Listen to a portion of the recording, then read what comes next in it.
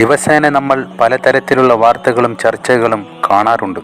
എന്നാൽ ഒരു മനുഷ്യൻ്റെ രോഗ അവസ്ഥയെയും വേദനകളെയും ഇത്രയധികം ക്രൂരമായി വിറ്റ് കാശാക്കുകയും വേട്ടയാടുകയും ചെയ്ത മറ്റൊരു സംഭവം അടുത്ത കാലത്തൊന്നും കേരളത്തിൽ ഉണ്ടായിട്ടില്ല. നമ്മൾ ഇന്ന് സംസാരിക്കുന്നത് രേണു സുധിയെക്കുറിച്ചാണ്.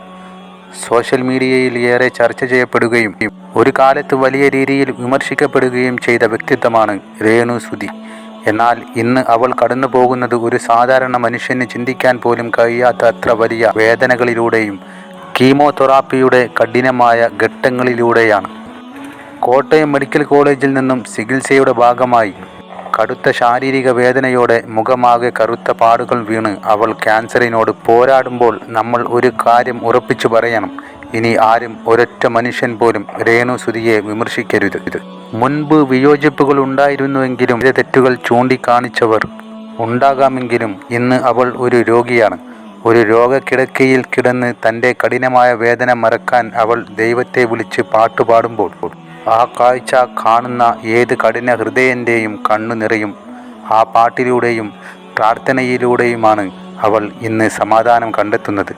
എനിക്ക് വേണ്ടി എല്ലാവരും പ്രാർത്ഥിക്കണം എന്ന് കൈകൂപ്പി അവൾ അഭ്യർത്ഥിക്കുമ്പോൾ അവൾക്ക് തിരികെ നമ്മൾ നൽകേണ്ടത് നമ്മുടെ പ്രാർത്ഥനകളും ആത്മാർത്ഥമായ പിന്തുണയുമാണ്.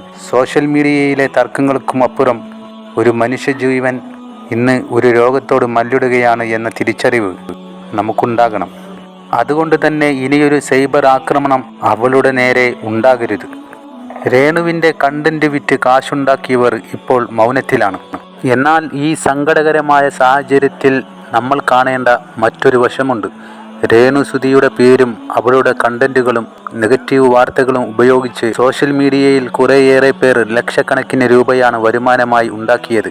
അവളെ തരം താഴ്ത്തിയും അധിക്ഷേപിച്ചും വ്യൂസ് കൂട്ടി കാശുണ്ടാക്കിയവരിൽ ചിലർ ഇപ്പോൾ തങ്ങൾ ഉണ്ടാക്കിയ വരുമാനം രേണുവിൻ്റെ ചികിത്സാ സഹായമായി നൽകാമെന്ന് തുറന്നു പറഞ്ഞ് മാതൃകയായി രംഗത്ത് വന്നിട്ടുണ്ട്. അത് വലിയൊരു കാര്യമാണ്. എന്നാൽ അതേസമയം തന്നെ രേണുവിൻ്റെ കണ്ടന്റുകൾ വഴി വൻതോതിൽ പണമുണ്ടാക്കിയ മറ്റു ചില പ്രമുഖർ ഈ സാഹചര്യത്തിൽ പൂർണ്ണമായും മൗനം പാലിക്കുകയാണ്. ഈ ഒരു അവസ്ഥയിൽ പോലും തങ്ങൾ അവളിലൂടെ നേടിയ പണം അവളുടെ ചികിത്സക്കായി ഒരു കൈത്താങ്ങായി നൽകാൻ മനസ്സ് കാണിക്കാതെ ഒളിച്ചിരിക്കുന്ന ഇവരുടെ മൗനം ഒരു രീതിയിൽ ചോദ്യം ചെയ്യപ്പെടേണ്ടതുണ്ട്. മനുഷ്യത്വമില്ലാത്ത ഇത്തരം നിലപാടുകളുള്ളവരെ നമ്മൾ തിരിച്ചറിയേണ്ടതുമുണ്ട്. എല്ലാറ്റിനും ഉപരിയായി സോഷ്യൽ മീഡിയയിൽ റീച്ചിനും ലൈക്കിനും വേണ്ടി ചിലർ കാട്ടിക്കൂട്ടുന്ന ക്രൂരതയുടെ ആഴം വ്യക്തമാക്കുന്ന ഒരു സംഭവം ഇതിനിടയിലുണ്ടായി. രേണു ജീവനോടെ ഇരിക്കുമ്പോൾ തന്നെ അവൾ മരണപ്പെട്ടു എന്ന രീതിയിൽ വ്യാജ വാർത്ത ചമച്ചുകെട്ടി അവളുടെ ആത്മാവിന് നിത്യശാന്തി നേർന്നുകൊണ്ട് ഫേസ്ബുക്കിൽ ഒരു പോസ്റ്റ് പ്രത്യക്ഷപ്പെട്ടു. കേവലം കുറച്ച് വ്യൂസും റീച്ചും കിട്ടാൻ വേണ്ടി ഒരു സ്ത്രീയുടെ മാരക രോഗ അവസ്ഥയെയും മരണത്തെയും ഇത്തരത്തിൽ ആഘോഷമാക്കിയതിനെതിരെ പ്രേക്ഷകർ ഒന്നടങ്കം ശക്തമായി പ്രതികരിച്ചു. വലിയ രീതിയിലുള്ള ജനരോഷമാണ് ഈ അക്കൗണ്ടിനെതിരെ ഉണ്ടായത്. ആളുകൾ കൂട്ടത്തോടെ കമന്റ് ബോക്സിൽ വന്ന് തെറിവിളിച്ചും പ്രതിഷേധിച്ചും രംഗത്തെത്തുക മാത്രമല്ല ചെയ്തത്, ഈ അക്കൗണ്ടിനെതിരെ വ്യാപകമായി റിപ്പോർട്ടടിക്കുകയും ചെയ്തു.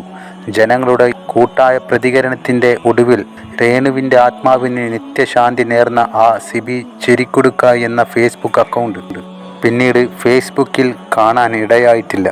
അവന് ആ അക്കൗണ്ട് പൂട്ടിക്കെട്ടേണ്ടി വരികയും ചെയ്തു. പണത്തിനും റീച്ചിനും വേണ്ടി മനുഷ്യത്വം മറന്ന് ജീവിക്കുന്നവർക്കുള്ള ശക്തമായ ഒരു താക്കീതാണ് ഈ സംഭവം.